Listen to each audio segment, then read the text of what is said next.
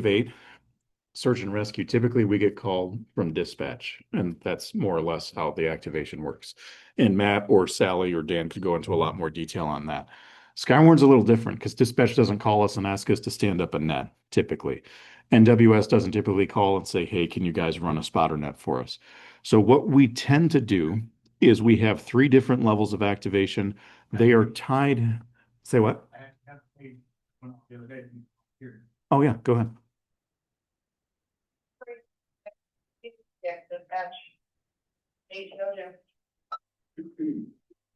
And that is what a search and rescue page would sound like if our team needs to be activated on that side. How we activate Skywarn is we typically try and tie our activation levels, of which we have three of them, into various products that the National Weather Service by the Ford Airport would issue. So we have three levels of activation. These have been around for a long time. Green is a monitor only mode. So we're getting people ready, just making people aware, but we're not asking necessarily for a bunch of check-ins. We're not taking a bunch of damage reports. We're more just monitoring the situation, asking people to be aware of what may soon arrive. Yellow is a partial activation where we start taking check-ins over the air, where we will ask you for your name, your call sign, your location, similar to what we all just did with our introductions. And then if there is a warning of any kind, specifically a severe thunderstorm warning or a tornado warning in the summertime, that is our full activation. So that's when we're sending out the pages saying, hey, Skywarn is now fully activated in red. We've got either a severe thunderstorm warning or a tornado warning. Can you please provide us with storm reports or damage reports? And at that point, we ask to hold the air if possible. So that way, unless you have a storm report or a damage report, it's not tying up the airwaves for folks. So what does that practically look like? Like what specific products are we tying our activation levels to? And I worked extensively with Dick Seeley, one of the deputy Skywarn coordinators a few years back to develop these. So appreciate his work on that at the time also. So in green, which is our basic level of activation, when we're really just monitoring for the potential of severe weather, what criteria do we use from the NWS? If they issue a special weather statement for Kent or surrounding counties for subsevere criteria, subsevere means it's below severe levels. And so if we get a special weather statement for 40-mile-per-hour winds or 50-mile-per-hour winds, that's not severe criteria, but it's starting to creep closer to that severe line where we start paying more attention. If we get hail that's half-inch in diameter or even 3/4 of an inch, that's where we're starting to get concerned that maybe we could start seeing some severe size hail at an inch in diameter. If we start seeing special marine warnings for winds of 50 knots, which would equate to about 60 miles per hour over land, and those winds are currently offshore of Muskegon, Ottawa, or Allegan. And we can see from radar that those storms out over the lake are going to impact us, say, within the next hour or two. That's where we start paying more attention in green mode. If we have a severe thunderstorm watch issued by the Storm Prediction Center, which, Jonah, correct me if I'm wrong, I don't think Kent has had one yet, but we've had two very close to us. We had a severe thunderstorm. Actually, you're correct. We did have one severe thunderstorm watch for Kent. The one most recently was for Allegan and Barry, so it got pretty close. 2 days ago, right? Yeah. So severe thunderstorm watch was south of I-96, so south of Kent on March 15th. Yeah. But we did have one going back in my Discord. Hold on, sorry. Was it the 10th? I think it was the I 10th. think it was the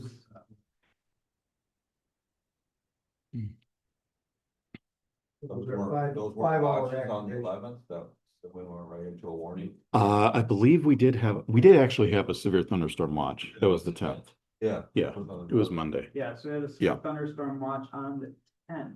Yep. Yep. If there's a tornado watch that's issued, or if we see forecast data, some of us behind the scenes have, as amateurs, taken a fairly extensive forecasting training. And so we're always watching surface observations from weather stations, or we're looking at a bunch of Storm Prediction Center data to see if there is potential for severe weather impacts, typically within the next 1 to 2 hours. So one of the things we try to avoid is sending out a green mode page 6 hours before storms might hit, because that just creates undue alarm. But we also want to make sure we respond with enough runway such that if we need to take 45 check-ins, as can happen whenever there's any kind of tornado watch. I hear from people that claim they're part of the team that I haven't seen in the logs for 15 years. But you know what? That's perfectly okay. But all that having been said, depending on the type of event, we can get a very big turnout. So it takes some time to get all those people logged into the systems before we fully activate. Colin? Yeah. Did we ever set a parameter for that, like 35 miles out, from the coast? So Tom initially thought maybe 50 miles. The reason why we haven't gone with that is because it's fully dependent on how fast storms are moving. If they're moving at 15 miles an hour, 15 miles per hour, you're going to be sitting there a long time. Yeah. If they're, I yeah, just recall us Yeah. talking about that at one. we time. thought about that, but we decided to try and make it about a 1 to 2 hour time frame. Yeah. Moving on to yellow. That is our partial activation. That is where we start taking check-ins over the radio, typically. Now, if you show up early in green or you want to check in online, you are more than welcome to do that. It's really only in red mode of full activation that we ask people to hold the air and not check in at that point in time. I will say these color modes, don't get too wrapped around the axle with these color modes. They're just tools to try and help us facilitate knowing who's out there and then getting the information we need to relay to emergency management in the NWS. Some counties, like Ottawa, for instance, their yellow mode is different than what ours is. That's perfectly fine. If it works for them, that's fantastic. Here in Kent County, yellow mode is where we take those check-ins, and that's when that criteria is starting to ramp up to where it could start going severe. There are times, especially this time of year, where sometimes we jump from one mode all the way directly into red. Typically, mid-summertime, late summer, early fall, where you start having these more predictable severe weather events rather than something popping up and quickly turning severe in the springtime. That's more where we start seeing yellow mode being used in Skywarn. But as you can see, a special weather statement for 50-mile-per-hour winds, that's only 10 miles per hour below severe levels. If Ottawa were to get a severe thunderstorm warning, we would jump into yellow to try and get as many Kent County folks engaged before the warning presumably gets extended into Kent County. Same with the tornado warning as well, too. In the past, we only took check-ins primarily over ham radio. These days, everyone is welcome to check in online. If you got a phone, you got a good internet connection, you might as well use it. Or through GMRS as well too. Now, if you want to check in over the radio instead of online, that's perfectly fine too. But we really just want to get as many folks made aware and checked in as possible, whether it's online or whether it's over radio. And then moving on to red, like we had on the 10th, we only use red mode for warnings. We will never jump into red unless there is an actual NWS issued warning for Kent County. And that's to limit alarm fatigue and to limit false positives that would come through. So if there is a severe thunderstorm warning issued by the NWS for any part of Kent County, or a tornado warning issued for any part of Kent County, that is where we jump into red. This time of year, where you can really have hit or miss severe weather events, where you've got a lot of wind shear, but not a lot of instability, sometimes it's difficult to know if something is going to turn severe quickly, and sometimes it does. So sometimes you will see us either jump from nothing into red or from green into red this time of year. Ideally, we want to move from green to yellow to red, but that's not always possible depending on the timing of storms. When we are in red mode, I've talked repeatedly now about holding the air. Please only report severe criteria. So that would be 60-mile-per-hour winds estimated or measured, storm damage of any kind, rotating funnel clouds, wall clouds, or tornadoes, as well as flash flooding. We had a lot of flash flooding Monday night. My wife and I and our kids, we were visiting family about 2 minutes down the road from here for a birthday party. And we couldn't make it home until very late at night because of the flash flooding in downtown Grand Rapids. Because while there was a slight risk of flash flooding, it exceeded everybody's expectations. So And two though. No. that's what I'm talking about, is the 10th. Yeah. You said like 2 days ago. So Did I say 2 days ago? Okay. No, I appreciate the correction. Yeah. So on the 10th, I don't know what day it is or the year. So on the 10th is where we got stuck in downtown Grand Rapids for a while. But that's why it's good to prepare and to have a backup plan in case you need to sleep somewhere else or something like that. Go ahead. This isn't Yeah. something we have to answer right now, just some food for thought. The Weather Service has said before that they will not issue flash flood warnings here in Michigan, specifically the Grand Rapids office, but Mhm. given the certain magnitude of flash flooding that we had, would a flash flood warning be something we jump to red for? Yes. Now, it's a good question. So we ran into this on the night of the 10th because the severe thunderstorm warnings had all expired. But the flash flood warnings, which is rare for us to see in Kent County, I can't recall the last time we actually saw a flash flood warning. 2016. So a decade. It's A couple of years ago, when that area up in Alpine super flooded from that one night of thunderstorm. that was a flood warning, That was not a a flood. flash flood warning. Yeah, yeah. So yeah, so we ran into this Monday night because we so rarely see a flash flood warning. We decided we'll keep the net going until midnight. If we don't get any reports after that, we're just going to shut it down. Yeah, But would we jump into red if we got a flash flood warning? Yes, we would. I just know that's not listed in their Yeah. criteria because Well, we hadn't had to deal with it before. Yeah, it's a good question though. Now, in terms of how to identify all these things and how to get certified as a basic spotter and all these things, that's where you can attend the in-person NWS training or take the online courses. So we don't certify you as a Skywarn spotter, but once you've taken the NWS training, then we can build on that. We can get you involved in the team at various levels and get you participating. Now, new in the last 3 to 4 years, we also activate for winter severe weather, such as winter storm warnings. We have not yet had to activate for an ice storm warning, like what's going on in, or what was going on in District 7, and also blizzard warnings. Our first winter severe weather activation was actually for I think it was 2022 that we had the blizzard, December of 22 or 23. in 22, it might have been 21. Yeah, But somewhere around I there. don't think 22. Yeah, I want to say 22. Yeah. Yes. Thank you. Yeah. Yep. Because many times the NWS will say, hey, we need snowfall reports, we need ice reports, we need, if there's any kind of damage from winter weather, we need to know that. So we would activate for that criteria. But again, these are all warnings that are issued not by us, but by the National Weather Service. Best practices when we do activate. I mentioned check in however works best for you.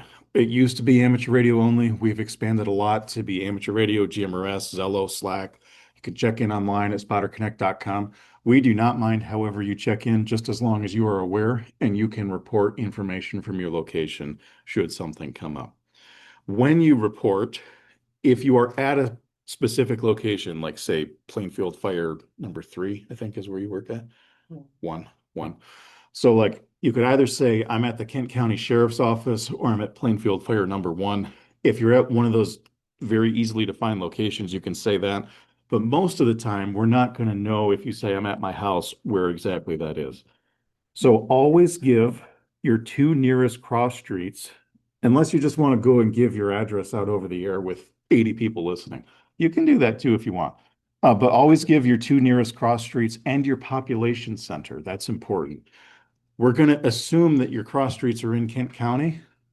But if someone says, I'm located at US 131 and 4 Mile, are we talking Kent County? Are we talking Mecosta County? Because there's 2 locations where you could be in Mecosta or Kent. And we assume that you would be in Kent, but we don't know for sure unless you were to say what population center you're from. Or a mile marker if you're on the highway. Yes, mile markers on highways are great. And also, if you are on the highway, tell us like which direction of travel. So like northbound, southbound, eastbound, westbound.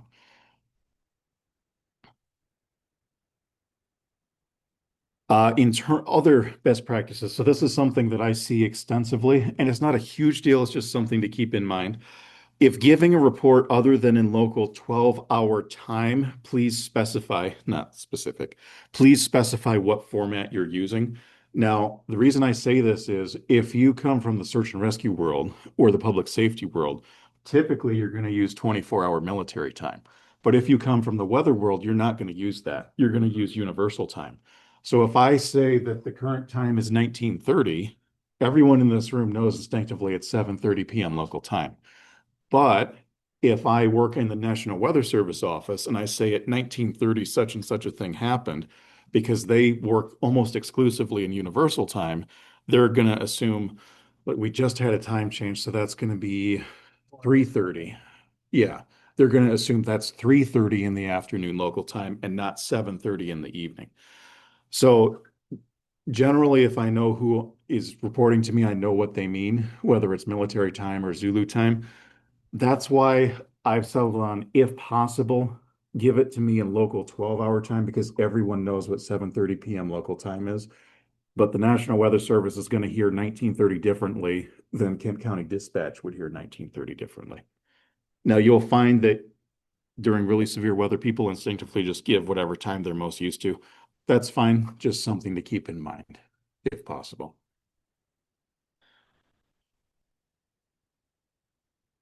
Skywarn Comms, our current radio plan. So for those of you who have 800 radios, which would be the deputy directors and some of the team leaders and so forth, 41 KES 3 is typically what we use for KES Skywarn Command. We don't use it for every single alert, but if it's a higher end one, I'll try and jump on there and say, hey, this Skywarn Command has been established on 41 KES 3. On the amateur radio side, we have 3 frequencies, 2 of which are repeater frequencies. We did bring back the former Lowell repeater frequency, which was formerly W8LRC, has now been rebranded to be WX8GRN. Yep. So Mike Woltheis took over the former Lowell repeater and renamed it with his call sign WX8GRN. Internally in CAST, we still refer to it with the RACES designation of Victor 14, so that hasn't changed. Our primary repeater is K8SN, which is Sam Nabke's excellent U1 repeater that's down in Moline, which is 442.175 megahertz. And while we haven't actually had complete repeater failure yet, if we ever did, then the hams, we would all want to jump to the 2-meter calling frequency, which CAST internally refers to as Victor 8, which is 146.520 megahertz. I'd say we haven't had repeater failure yet. There was one point where we got very close, where the Moline repeater was very close to a tornado that was in progress on the ground. And I think it was when they lost AC power. It was down for about 15 seconds, and then the generator transfer kicked on and it came right back up. But for a very brief moment in time, I kept trying to key the repeater up while the tornado was in progress last year, and there was nothing that came back. Lost it. Lost. Yes, that was because it's linked via internet, though. Yeah. Nope. No, that was due to a repeater linking issue over internet at the time. Last one. Yes. So last week, for those of you who are wondering, from what I have heard, the Victor 14 repeater unlinked from U1 because they lost power to the site and the generator didn't transfer over. So it kept running on UPS for like 30 minutes, and then that completely died. When power came back on, then we were able to link again. Yeah. So Mike Woltheis is following up to see why the generator didn't transfer over properly at the site. And then on the GMRS side, WRVE 804, what internally we would call in KEST is G3. That is the Moline 600 repeater. And then Mark and Ken were very helpful in figuring out that channel 17 simplex, which is actually the output of that repeater, would be the best option should we lose the Moline repeater. I don't think we've lost it yet. Yeah. Short of a tornado hitting that Yeah. tower. Short of a tornado hitting it directly, Sam's got outstanding stuff. Integrator switch and test. Yeah, that wouldn't be good either. So that's our comms plan. But we also have, yeah. Quick question. Uh-huh. Is there a source of truth list for, I believe, like the races, There is. because I've seen like a couple different lists and they're all different. So on our website, let me kill the slide deck real quick. On our website, let me typically use Teams, not Zoom. Teams and Slack. Let's go to kcest.org and we're going to click on units and then communications. If you scroll down to the bottom, We have all of our amateur radio frequencies listed here by their V or their U designations. So that is the most up-to-date source of truth. Now, internally, we have a lot more channels that we use on our team as well, too, but this would be for everything in Kent County that's publicly accessible to hams. Yep. Yeah, Mike. You think you can try to get GM rest headed on those for those in the future reference? Yes. Yeah, definitely. Gotta get with Sam too, because the site at Clancy now has been changed over to two different DMR and two different, panel. So, Oh, okay. That is good to know. We also use Zello. I think most people here probably know what Zello is, but if not, Zello is a free push-to-talk app that you can install on your phone, and it basically brings back the Nextel functionality that cell phones used to have back in the day. And so that allows you to use your phone as effectively as essentially as a radio. You're still communicating over cell or internet. You're not magically transforming it into a handheld walkie-talkie, but it is helpful in that regard where you don't have to call someone over the phone. What's also nice is you can send direct comms to an individual. You can send group comms. You also have the ability to send pictures or video or text messages, so you're not limited just to voice traffic. And then Slack is what we use for discussing all of our forecast data and general Skywarn info. So you'll see me pretty active in our Skywarn forecast channel if you want to follow along with the various graphics and outlooks and so forth that are issued. For our two public Skywarn Slack channels, community spotters are also welcome to join. So if you're not part of that yet, or part of our Skywarn Commander and Control Zello channel, let me know, and I'd be more than happy to add you.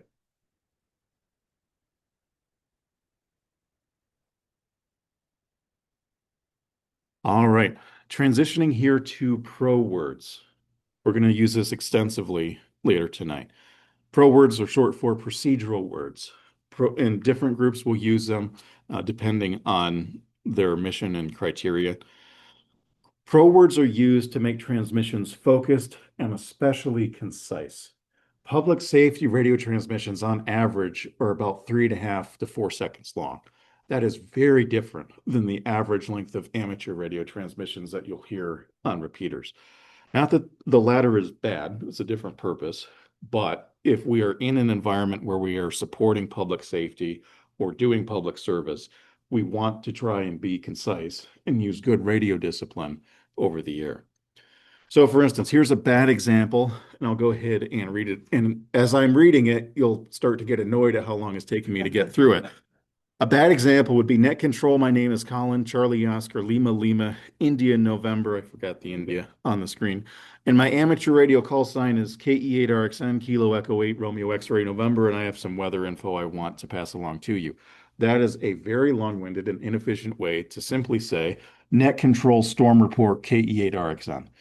The latter took me less than 3 seconds. The former wasted a whole bunch of airtime that I otherwise didn't need to waste. That could have been used for something else. I like using this example, and this isn't to pick on hams especially, it's just to kind of show what I'm talking about. So let's say you've got a ship in distress and they're trying to communicate over the radio and they're saying that's 324 souls on board and we are sinking fast, stand by for our coordinates. And you're probably going to get annoyed listening to hear me say this, but that's kind of the point. So a ham radio guy comes back and he says, Roger, copy 324 souls and sinking fast and ready to send coordinates. Say, you sure have a great signal for a boat in so much trouble. Thanks so much for getting back to me. My name is Jeff, Golf Echo Oscar Foxtrot Foxtrot. Merry Christmas to you and your family. This is my first sinking ship, so going in the log. Nice signal. Good DX. I'm running 6 watts in a dipole. Very good signal in Massachusetts. I hope to catch you down the log in 73. Merry Christmas and good luck with your contacts. Obviously, that's a fake example, but we've all heard airtime used that way, where someone could have gotten to the point a whole lot faster. So again, I do want to clarify here, if you're hanging out on a repeater, it's just a social net. You're not actively serving a public service or public safety agency. You're not violating anything from the FCC to just chat with each other. But in this context, we want to try and be as disciplined as we possibly can and be efficient. Because I want to reinforce this, we are amateurs only in that we're not paid. and we're never going to be paid, but that's not why we do it. During a Skywarn activation, please try to be professional and use the radio in an efficient manner. Now, if you do want to chat or hang out, we've got Slack, we've got Zello. Those are great options. But when we're using the radio, when we're using area repeaters during severe weather, let's try and steward our airtime accordingly. So, some example of pro words that we use. Now, for those of you who have been around a few years, the first list I developed had like 20 on them. I realized that wasn't effective because I couldn't even remember all the ones I put on there. So I narrowed it down to 6. But if you use one that's not on the list, that's perfectly fine, just as long as somebody knows what you're talking about. For instance, let's take emergency. If I say the word break, some of the people in this room will know what I mean by that. Break sometimes can be used to indicate a break in thought. It less commonly can also be used to indicate an emergency. But unless you happen to know that, you're going to be very confused. You won't know what break actually means, and break is not how public safety uses that. Unless it's HF, Right. because on HF, we will say break Correct. and allow emergency traffic to come in and Correct. not hurt, then we'll Yep. go back. But everyone understands what the word emergency means, which is why we encourage that one for pro words. It's for life safety traffic. And truthfully, if you have something that is a genuine emergency, if you are capable of doing so, call it into 911 dispatch first before you call it into us. Now, you can let us know, but if you, for instance, have visual on a tornado that's half a mile from your location, call that into dispatch first because they can directly communicate that to the NWS, and they're also the ones that can trigger the sirens. Don't call it into us because then we have to turn around and call it back into those agencies. Let us know. We want to know if you see a tornado. But for anything that is truly an emergency that's impacting life safety, please call that into 911 dispatch first. Not something like, hey, the thunder is loud. Is there a tornado? That has happened with dispatch before.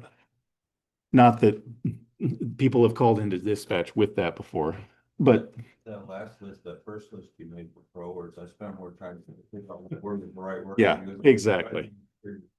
So my question is, emergency, Mhm. say I'm watching National Weather Service products and whatnot as a Skywarn team member. Yeah.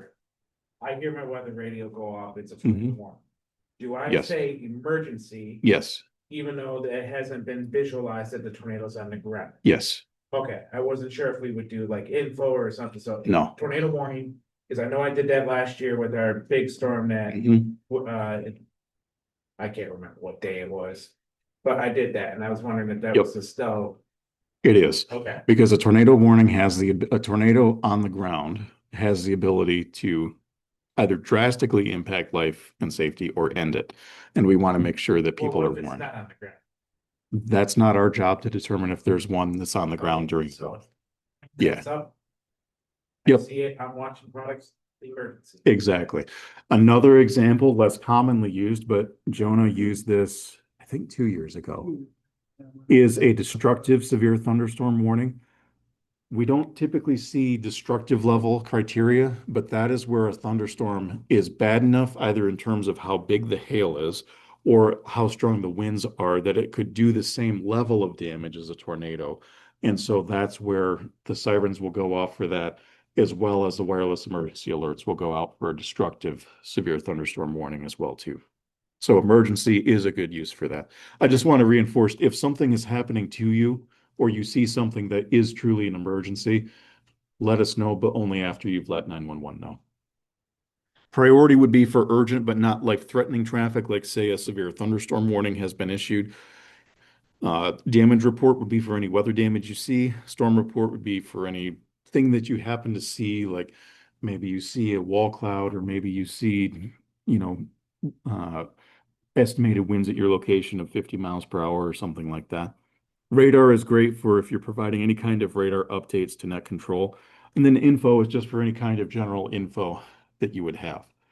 Now, if you talk to Dick afterwards, he's got a great list of pro words as well too that he uses for Hurricane WatchNet and Sal Army that I think are going to talk about more in our March 20th Zoom meeting. So you can use more than what's on this slide. I just tried to boil it down to the bare minimum of what's helpful. Because if I'm running a net, or Mark is running a net, or Dick is running a net, and we hear three people come in and one person says info, one person says priority, and one person says emergency, who are we going to take first? Exactly. Who are we going to take next? And then who are we going to take last? So if we don't use that, you could have someone who just has general info talking ahead of and talking over someone who's got emergency traffic. So that is why we use Pro Words.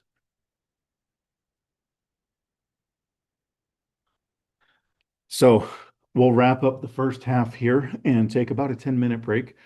So just some group activities. Net control, I have visual confirmation of a tornado approximately 1 mile south of my location at the Kent County Sheriff's Office, followed by my ham call sign. What pro word would I use for that? Correct. Now, let's say the Storm Prediction Center has issued a new mesoscale discussion for West Michigan stating a severe thunderstorm watch is possible at 40%. What pro word do you think would fit there? Info, exactly. Now this one, net control, the NWS has added a tornado possible tag to the current severe thunderstorm warning for Kent County. What pro word do you think would go there? Info priority. I would say priority. Yeah.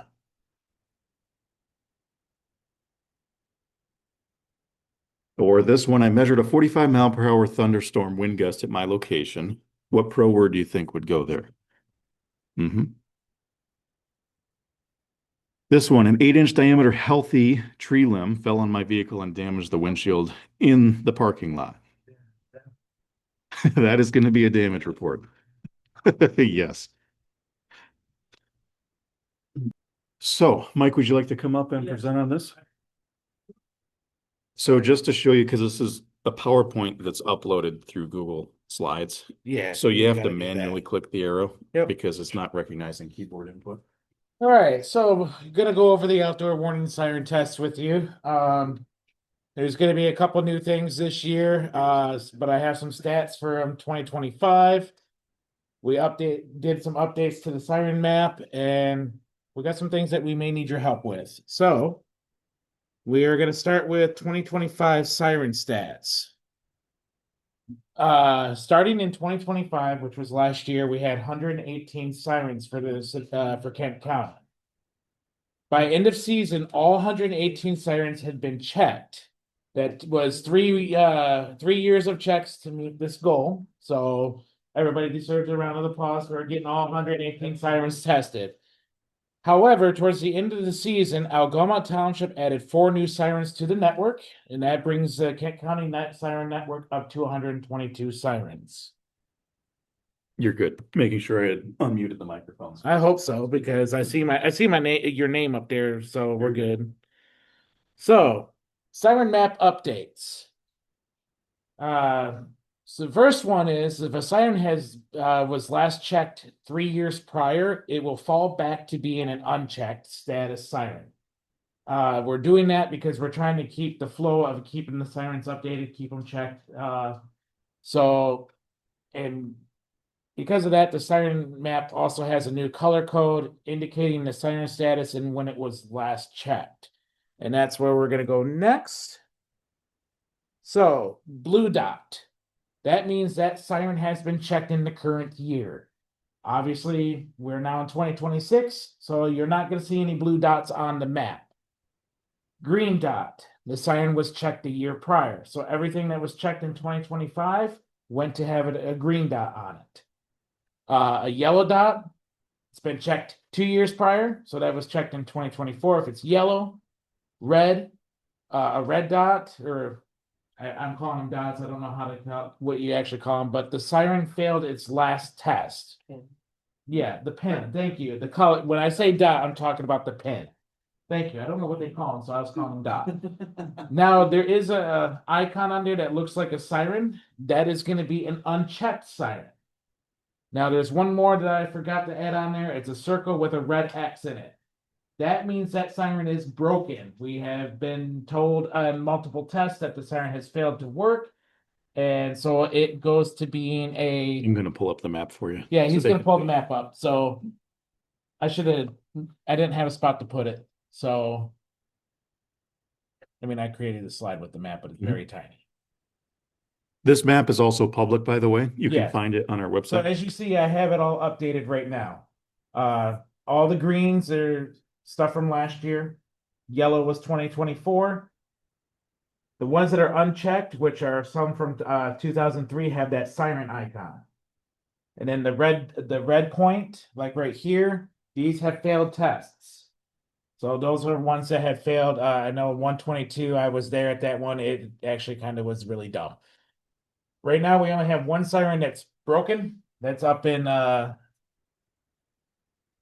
So up one right here. It's siren number 98. This is the icon that you will see when a siren goes into an inactive status, mostly because we've been told it's inactive or it's broken. That's a private one? No, that is the Thunder Beam that's right by the where Bruce Genby lives. It's in the trailer park. It's in the Yeah. trailer park. And hopefully, I know Bruce was trying to get that siren working, so hopefully it works this year. So, yes. So for the changing of the colors, is that like a Jan 1 thing, or is that a recurrence in 4 days in past? So I changed the colors when the new year starts. Okay. So I did it earlier at the end of 2025 because me and Colin were talking about it and wanted the show. Okay. But at the start of the following year, so say 2027, all the blue dots for 2026 will go to green, and then 2025 will go to yellow, and 2024 will go to unchecked. And it's to keep us updated, so we're keeping our sirens flowing, so we don't have them not being checked in like 10 years. So, can you bring it back up the slide? Absolutely. There you go. Thank you. So, Quick question, I may have an answer. and it's a long-standing question for me. Yeah. Where I live, I can hear at least 2 and sometimes 3 sirens at a time. And So, I put it on Spotter Connect, I hear 2 rotating sirens. and that's a good one. So when it comes to doing a siren report, I wish I would have put this on here. I didn't. But when we get a siren report, we do want to know your location Right, and your immediate population center. So that helps us if you tell us that you're at the corner of 28th and Clyde Park. And you tell me that you hear 3 sirens. I can look at that map and I know just north of you is going to be the siren that is at the church there. And then just south of you is going to be a siren off of 32nd Street.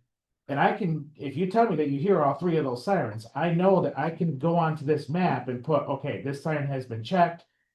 It works. That helps us. Now, if you go in and hey, I'm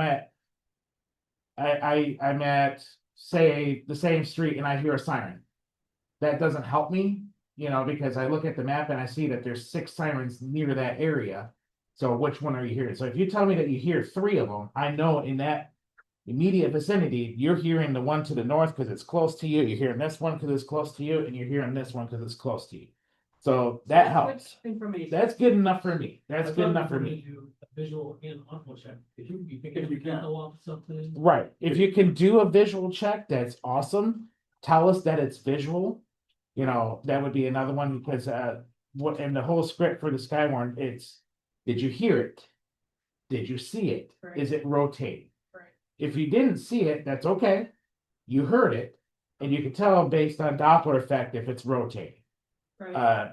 It's same with you being in where you are at. I think I know where you're at because I see your report often, and I know there's like quite a few sirens right by you. And we usually when I do it for your report, I usually take the 2 that are right by you. And I can't remember which siren numbers they are. School, high school. Right. So I did put a little photo of the map on here, but it's too small. So this is where I'm asking for your guys' help. I do know the Kent County Emergency Management wants photos of the sirens. It's been an ongoing project of mine. If I get to a siren, I get to it. But I'm asking you guys for help. If you go to a siren and you see that there isn't a photo on the map, please take a photo of it. Doesn't have to be anything fancy, just quick snap of the photo, and then you can send it either to myself or Colin via Slack or cast emails. And we will add them to the map. And the last one that we're asking for help for is we do look for net controllers. If you want to be a net controller for the Kent County Sirens, Colin, I think would be the guy to reach out to, and Reach out to you too. and you can reach out to me too. We'll get you set up for running the net for the siren test. So when are the siren tests? The siren tests are going to be the first Friday of the month at noon, April through October. Are we participating in the statewide one tomorrow or no? No, I haven't heard anything about that. Kent County, from what I understand, usually doesn't do much with the statewide. Ottawa doesn't either, and No, it's Ottawa because they doesn't don't want either. to create confusion because everyone in the area knows first Friday of every month is siren test day. If they fire them off like at a Wednesday at say 11 a.m., people are going to be like, what's going on? There is some communities that do that, and I personally discourage them doing it based on what Colin said. It causes confusion. You know, those outdoor siren tools are a tool, or warning sirens are for a tool of warning the public. And unless Kent County or whatever has made a big preparation to tell people, hey, you know, we're going to use the sirens, I feel like it could create mass hysteria. And I don't want people calling me, Mike, why is the siren going off? We know you know the sirens in the county. Why is it going off? And I'm So to support what Mike just said, and he explained well why Kent and Ottawa County do not sound sirens for this. The state of Kentucky, a few weeks ago, had their statewide emergency tornado drill. Unfortunately, there was an office that crafted a tornado warning, realized or didn't realize till after the fact, they made it for half the state of Kentucky, so millions of people. They pushed it on their production side rather than their test side. So half the state of Kentucky got a wireless emergency alert saying there was a tornado warning. When instead it was meant to be a test for the statewide tornado drill. So that's why you have to be careful using systems. yes, very much agree. So go ahead. Who activates the sirens? Kent County Emergency Management right across the courtyard here does it. This 911 dispatch essentially. One bot and all those sirens all over the Yes, place? it is. City is. It's actually two different departments that activate. So the city of Grand Rapids runs their own system. They are not included with the outlying county. So there may be times that like the city of Grand Rapids, they do not activate their sirens for a destructive severe thunderstorm. Only the county does that. So, because we had that derecho in June of last year, I think, where we lost IPAWS, which is the National Weather Service's 2 years ago. It was 2 years ago, so it was 2024. National Weather Service lost IPAWS, their system that sends out alerts. So to let people know of this destructive derecho severe thunderstorm coming, Kent County Emergency Management set off the county sirens, yet the city of Grand Rapids did not.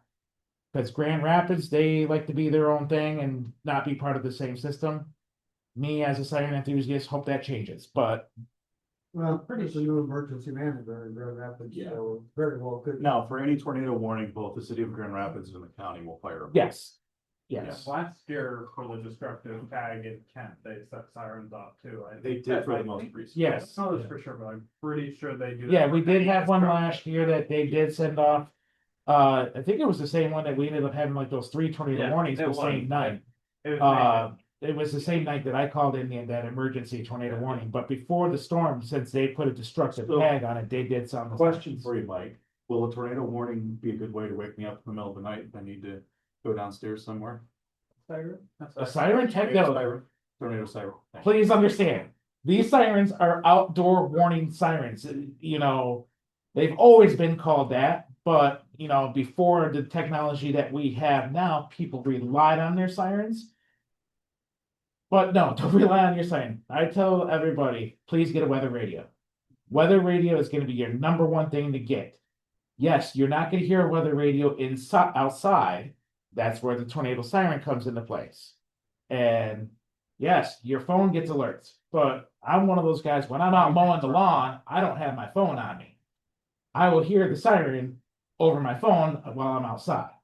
So yes, I'm one of those guys that also gets really annoyed when I hear a community be like, "Oh, we're getting rid of our sirens," just like what happened to whatever city it is down southwest Michigan. Union or. Not well, Kalamazoo. You know, Kalamazoo County has a warning system. I thought they were getting rid of something. The city, yes, but Yeah, the okay. county, Kalamazoo County still has their system. Technically. St. Joseph, yes, Technically, the scientific gets more than just. that is true as well. Sirens are also used for, say Russia wants to finally declare a nuclear war. Sirens will go off for that. That'd probably be a red zone net, they do. Yeah, exactly. Is that an info or a priority? We'll take reports of any nukes. Yeah, we'll take a nuke. Hey, I got a nuke coming flying right at me. So, because I do know Kent County has, not since I've lived here, and some may not know, but I have been told that years past, Kent County on their older systems have used them for specific things. Like there used to be fire stations that would have a siren go off for calling for volunteers. That doesn't happen around here anymore. Our sirens are strictly for tornado warnings, destructive severe thunderstorms with 70-mile-per-hour winds or more, or some type of civil emergency like yes. So one city actually still does that, so they'll still have the siren for their volunteer fire department. Oh yeah, oh absolutely. And then what I was told by EM in our last training is they're outdoor warning sirens. It means go inside and see what the alert. Exactly. It's an outdoor warning siren. And you hear that, you go inside. If you have a weather radio, it will show the warning for being active. You'll see the light on there. As long as that warning is active, that light is on. You can turn on your TV, wood TVA, or if your phone's been sitting on its dock or charger, grab it. You know, you'll have the alerts. So, any more questions related to sirens? I'm glad you leave the answer. Yes. Are all the sirens? And when they're in working conditions, supposed to spin? No, that is actually not true. So there's going to be different types of sirens. There's two types. You have rotation sirens, which is a 360-degree rotation, or you have omnidirectional. Omnidirectional means it's stationary. It does not rotate. Yes, there's still a rotating mechanism in there that makes the sound, but to get the sound out into a 360 degree, it depends on if it rotates or if it's just standalone. We have a mix of both of those in Kent County. Usually, I'm not going to try naming off siren models. Usually the ones that are white in color are the ones that are rotating. We have a couple that are silver in color that do not rotate. There's also some other ones that are like in red colors or yellow colors that don't rotate. I can tell you right now, Byron City, they have an omnidirectional, so it doesn't rotate. There's one in Caledonia that's omnidirectional. It doesn't rotate. I don't want to start naming off all 20 different ones that don't rotate, but you would know. The white ones are typically the ones that you'll see actually rotate. The one right outside the parking lot. Yes, this 2001 Federal Signal 2001 130 out here, that one is a 360 rotational. Spinning boy. Yeah. Yes. So like, the ones that don't physically spin, but they still have like multiple horns and then So lower kind of. to make it very simple, how our sirens work essentially is they're an electromechanical device. So you have a stator and a rotor.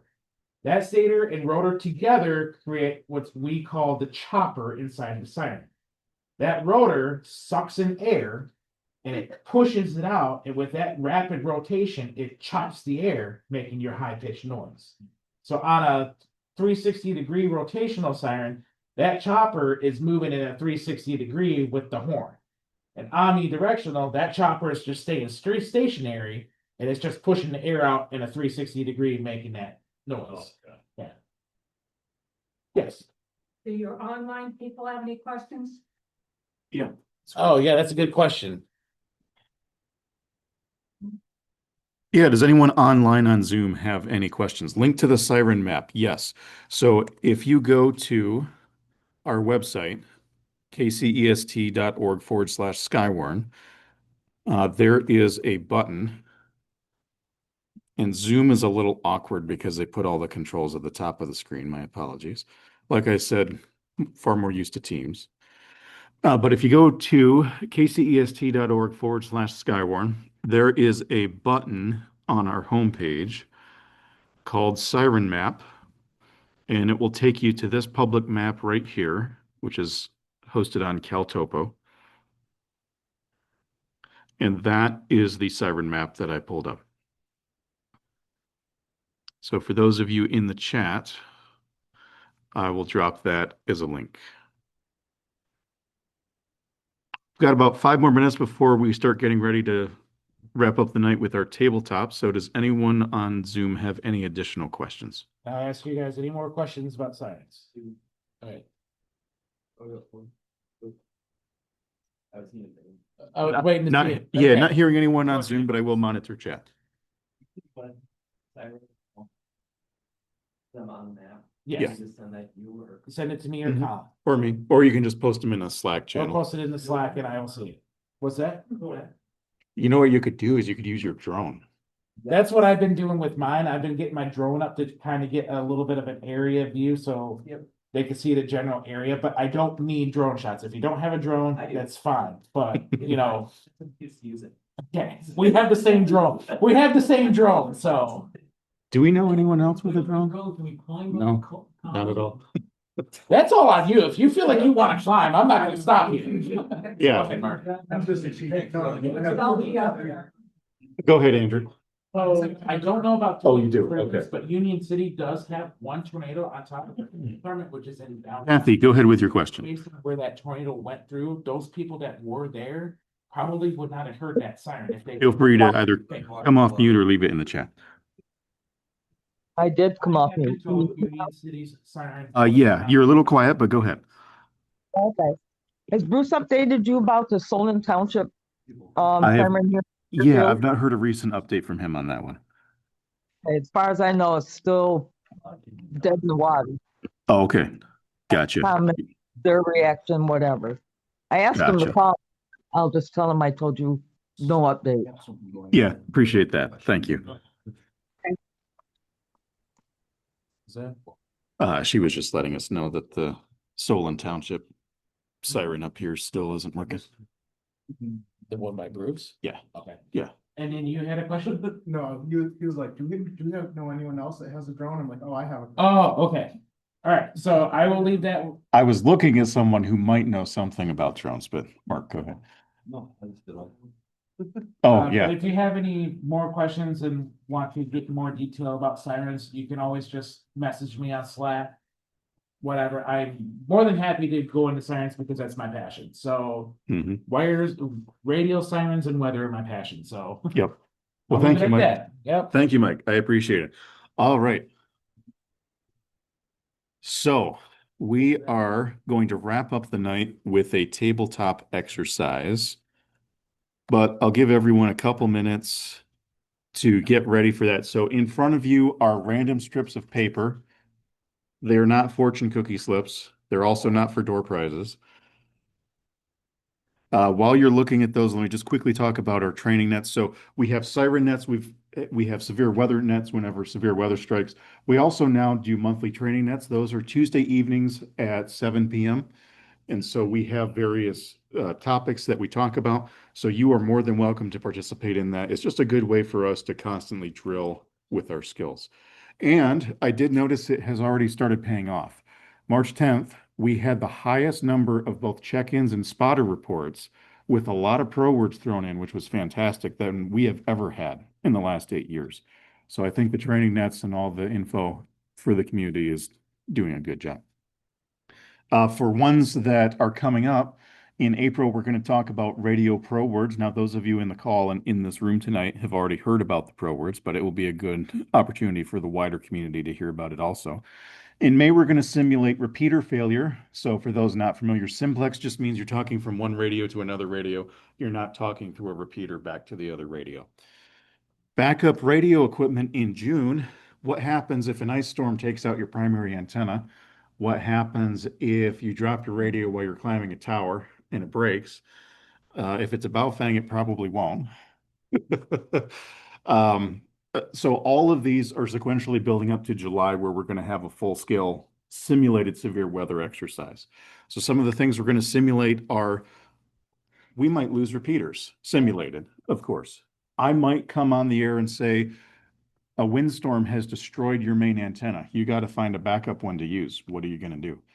Or you just lost power. You can't have anything operational that's plugged into a wall outlet. What are you going to use? So that's where the full scale exercise will come into play. And all of these months will build up sequentially in a modular fashion to that.